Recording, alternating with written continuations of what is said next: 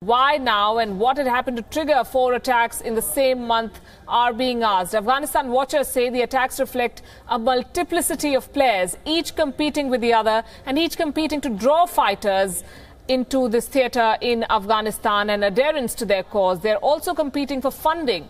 Here's how the players stack up on the ground according to the Independent Afghanistan Analysts Network.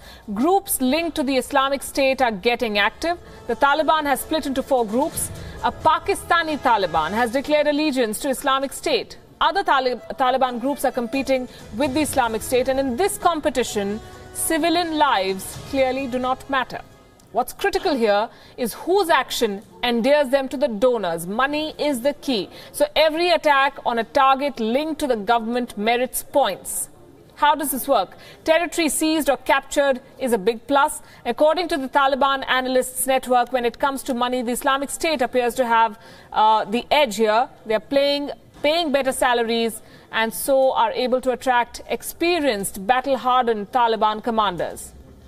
The next question is, where is all this money coming from? It is hardly as a surprise that most of these groups are based in Pakistan. So clearly they operate from Pakistani territory with the Pakistani army or frontier constabulary looking the other way. More interesting, according to the Afghan Analyst Network, the attacks follow a pattern where Pakistan reacts or gets certain groups to strike when it is criticized internationally.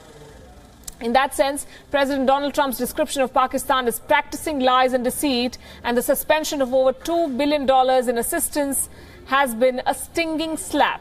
Pakistan has lost serious face and it's trying to make up in this manner. But the Pakistanis may have been smarting for some time now. Recall that in December 2017, only a month back, the attack on a Shia cultural center in Kabul left 41 people dead. Many of them were children.